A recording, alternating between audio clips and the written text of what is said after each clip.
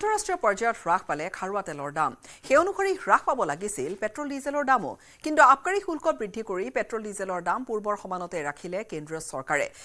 চৰকাৰে 2 টকাকৈ বৃদ্ধি কৰিছে পেট্ৰল ডিজেলৰ আবকাৰী শুল্ক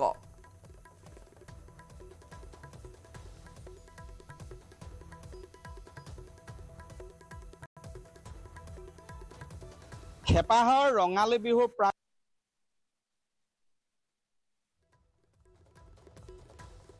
average price, not the average, the price per cylinder of LPG will increase by 50 rupees. In other words, from 500 it will go up to 550 and the other one will go up from 803 to 853. Now this is a step which we will review as we go along. As it is, we review these every 2 weeks or 3 weeks. And therefore the excise duty that you have seen increase is not to go on to the consumer on petrol and diesel. As I kept telling you, that excise increase is intended to compensate the oil marketing companies for the 43,000 crore that they have incurred as a loss on the gas part of it. খেপাহৰ Rongali বিহুৰ প্ৰাকখনত পুনৰ মাধমাৰ পৰিছে সৰ্বসাধাৰণ গ্ৰাহকৰ মূৰত কাৰণ আজিৰে পৰা প্ৰযোজ্য হোৱাকৈ প্ৰতিটো ৰন্ধন গেছৰ চিলিণ্ডাৰৰ দাম 50 টকাকৈ বৃদ্ধি পাইছে ঘৰুৱা ৰন্ধন গেছৰ দাম 50 টকাকৈ বৃদ্ধি হোৱাৰ লগে লগে বৰ্তমান আজিৰ তাৰিখত শিৱসাগৰত প্ৰতিটো গেছ চিলিণ্ডাৰৰ দাম হৈছেগৈ 860 টকা 50 পইচা কালিলৈকে ইয়াৰ দাম 50 টকা কম আছিলে কিন্তু আজি দাম বৃদ্ধি হোৱাৰ ফলত হাহাকাৰ লাগিছে গ্ৰাহকৰ মাজত বিভিন্ন দল সংগঠনে গ্ৰাহকসকলে প্ৰতিক্ৰিয়া প্ৰকাশ কৰিছে মোৰ কাষত বীৰ লাচি থানাৰ মুখ্য সাংগঠনিক সম্পাদক প্ৰশাসনিক সচিব শৃংখল চলিহা আছে কি ক'ব নহয় অতি পৰিতাপৰ কথা এটা মধ্যবিত্ত শ্ৰেণী আৰু বিশেষকৈ দুখীয়া মানুহখিনিৰ বাবে চলিবলৈ অত্যন্ত অসুবিধা হ'ব আৰু আমি চৰকাৰক দাবী জনাইছো যাতে অতি শীঘ্ৰে ৰন্ধন গেছৰ মূল্য কমায় আৰু অন্যথা বীৰ লাচিত সেনা অসমে গণতান্ত্ৰিক প্ৰতিবাদ ইয়াৰ বিৰুদ্ধে গঢ়ি তুলিব কালিলৈকে 810 টকা থকা গেছ চিলিণ্ডাৰৰ দাম আজি ৰাতিপুৱা হঠাৎ 860 টকা হৈ গ'লে সাধাৰণ শ্ৰেণীৰ মানুহৰ কি দুৰৱস্থা হৈছে এইটো আমি বুজি পাইছো আৰু এতিয়া এই চেগতে আমি বৰ্তমানৰ মন্ত্ৰী প্ৰশান্ত ফুকন ডাঙৰীয়াৰ কি প্ৰতিক্ৰিয়া হয় তেওঁ চিলিণ্ডাৰটো লৈ ক'ত ঘূৰি ফুৰে আমি তাক চাবলৈ অত্যন্ত আগ্ৰহে বাট চাই আছো হয় এইসকল গ্ৰাহক মই এইটো পৰিৱেশ দেখুৱাইছো ইয়াত গেছ গিলৰ পৰিৱেশ দাদা আপুনি আজি গেছ নিবলৈ আহিছে কি ক'ব হঠাৎ একেকোবে বাঢ়িছে 50 আহিছো হঠাৎ দেখাইছে 810 টকা পৰা 860 টকা হ'লগৈ তাকে বিষয়টো ইমান বাঢ়িছে তাকে ভাবি আছো কি হ'ব বাজেট মিলিব বাজেটটো তেনেকে মিলাব লাগিব পাই নাইকিয়া হৈছে আৰু ঘৰটো খাবই লাগিব দাদা আপুনি ক'ৰ পৰা গেছ আমি বানমুখৰ এতিয়া গেছৰ দামটো বাঢ়ি যোৱাৰ কাৰণে জনসাধাৰণৰ যথেষ্ট সমস্যাৰ সৃষ্টি হৈছে যিহেতু এটা অসমীয়া বিহু আহি আছে বিহুৰ আমাৰ প্ৰতিটো বস্তুতে এনেদৰে যদি গেছত বাঢ়ে অইন কিবা খাদ্য বস্তুত বাঢ়ে কাপোৰ কানিত বাঢ়ে এনেদৰে প্ৰতিটো দৰবত বাঢ়ে তেতিয়া মানুহ চলিবলৈ অকণমান টান হ'ব সেইকাৰণে অলপ চৰকাৰে অলপ চিন্তা চৰ্চা কৰি কথাটো সমাধান কৰিব লাগে মই এইফালে দেখুৱাম তেওঁলোকে ইয়াৰ গেছ নিবলৈ আহিছে খালী চিলিণ্ডাৰ বহুৱাই থৈছে ইয়াত দেখিছে মই ইয়াত গ্ৰাহকসকল আছে মই তেওঁলোকৰ ভাষ্য ল'ম এইফালে দাদা আপুনি গেছ নিবলৈ আহিছে হয় গেছ নিবলৈ আহিছে মোৰ ঘৰ চেগাবা হয় কি ক'ব একেকোবে বাঢ়িছে 50 টকা 50 টকা বাঢ়িছে বুলি আমি নাজানো একচুৱেলি আজিহে হয় আজিৰ পৰা বাঢ়িছে হয় নি কি ক'ব তাকে অসুবিধাটো হয় আৰু মানুহৰ কেলে নহ'ব চব টাইমত যদি এনেকে বঢ়াই থাকে বহুত অসুবিধা হ'ব মানুহৰ কি আহ্বান জনাব এতিয়া আহ্বান মানে কি জনাম আৰু এতিয়া আগৰ ৰেটটো ঠিকেই আছিলে ক'বলৈ গ'লে এতিয়া আকৌ ৰেটটো বঢ়াই দিলে এনেকৈ হ'লে আমাৰ দিগদাৰ হ'ব চলা সাধাৰণ ৰাইজৰ হয় এনেধৰণে তেওঁলোকে প্ৰতিক্ৰিয়া প্ৰকাশ কৰিছে এই যি ঘৰুৱা ৰন্ধন গেছৰ দাম কালিলৈকে 810 টকা 50 পইচা আছে 50 টকা আছিলে শিৱসাগৰত আৰু আজি হঠাৎ একেকোবে দাম 50 টকাকৈ বঢ়াৰ ফলত 860 টকালৈ বৃদ্ধি পাইছে যাৰ ফলত গ্ৰাহকসকল বাৰুকৈ বিমূৰত পৰিছে মনোৰঞ্জন তালুকদাৰৰ হেভি এমাউণ্ট বিচৰা এটা অডিঅ' ৰেকৰ্ডিং ফৰেনচিকলৈ প্ৰেৰণ কৰা হৈছে পঞ্চায়ত নিৰ্বাচনৰ পিছত পুনৰ বৈঠকত বহিব নীতি নিৰ্দেশনা কমিটি অৰ্থাৎ এথিক্স কমিটি বিধানসভাৰ আজি বিধায়ক মনোৰঞ্জন তালুকদাৰৰ ধন দাবীৰ ভাইৰেল ফোন কল সন্দৰ্ভত হৈছিল অসম বিধানসভাৰ নীতি নিৰ্দেশনা কমিটিৰ বৈঠক ডাক্তৰ নুমল মমিনৰ অধ্যক্ষতাত অনুষ্ঠিত এখন বৈঠক য'ত উপস্থিত আছিল বিধায়ক নুৰুল হুদা ভাস্কৰ বৰুৱা চৰণ বড়ো কিছুদিন পূৰ্বে এজন সুপাৰী ব্যৱসায়িক মনোৰঞ্জন তালুকদাৰে হেভি এমাউণ্ট বিচৰা এটা অডিঅ' কল ভাইৰেল হৈ পৰিছিল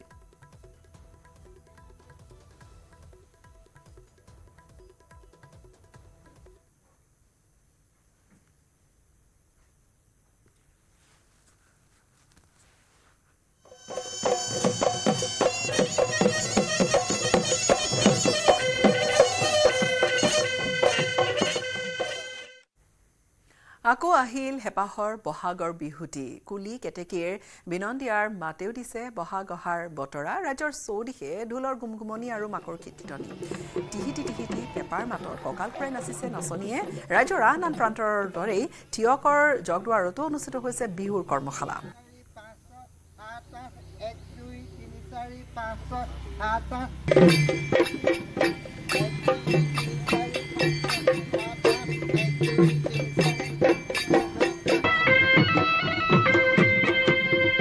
প্ৰতিবেদন আগবঢ়াইছে আমাৰ টিয়কৰ সাংবাদিক দিগন্ত হাজৰিকা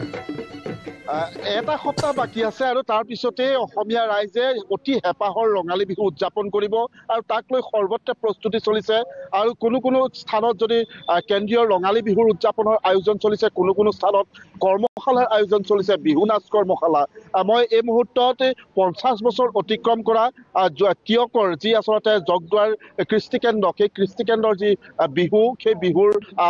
মজিয়াত আছো ইয়াতে তেওঁলোকে এইবাৰ 50 বছৰ সম্পূৰ্ণ কৰাৰ বাবে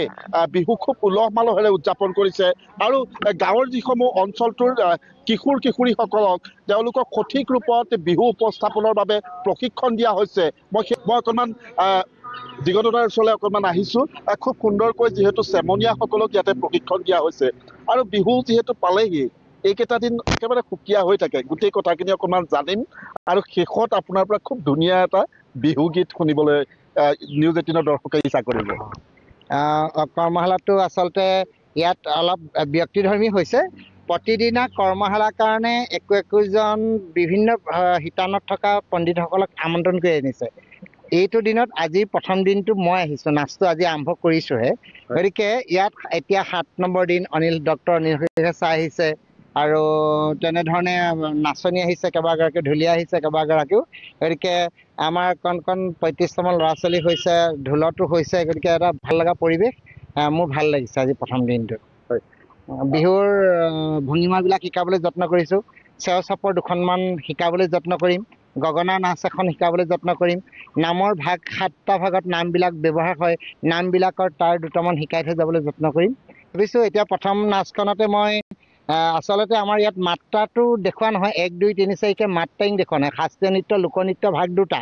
লোকনাচবিলাকত আচলতে স্বতঃস্ফূৰ্ত উল্লাসত নচা হয় শাস্ত্ৰীয় নাচত যিবিলাক মাৰ্গীয় নাচ সেইবিলাকত আমি 1 2 3 4কে দিওঁ কিন্তু হ'লেও আমাৰ লোকনাচৰ চেওবিলাকতো আমাৰ গোটেই মাত্ৰাটো পৰি আছে সেইকাৰণে প্ৰথমতে মই 1 2 3 4কে ল'ৰা ছোৱালীবিলাকক শিকাবলৈ যত্ন কৰিছোঁ আৰু যিকেইটা শিকাম শুদ্ধ ভংগীমাকে শিকাম যিবিলাক শুদ্ধ ভংগীমা আগৰ পুৰণা সুৰবিলাক আছিলে জাত লগা নাম আছিলে যেনেকৈ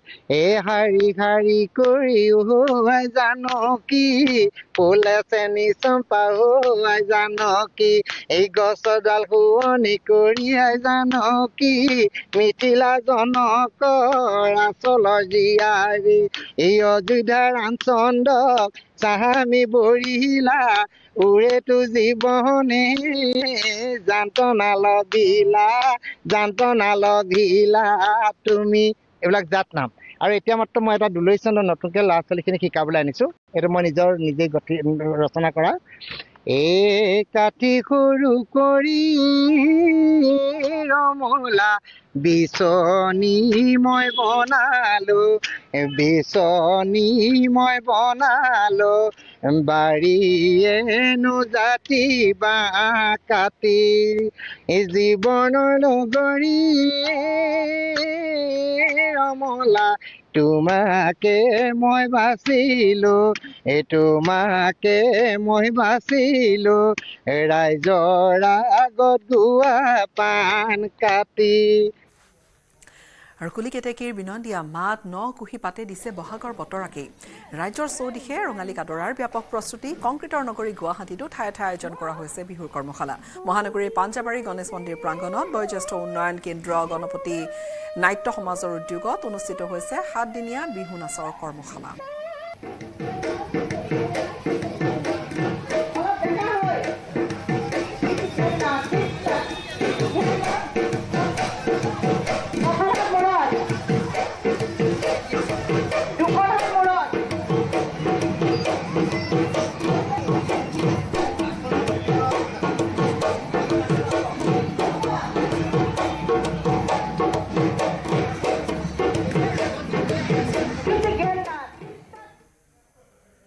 ইয়াৰ সৈতে সময় হল বিদায় লোৱাৰ নমস্কাৰ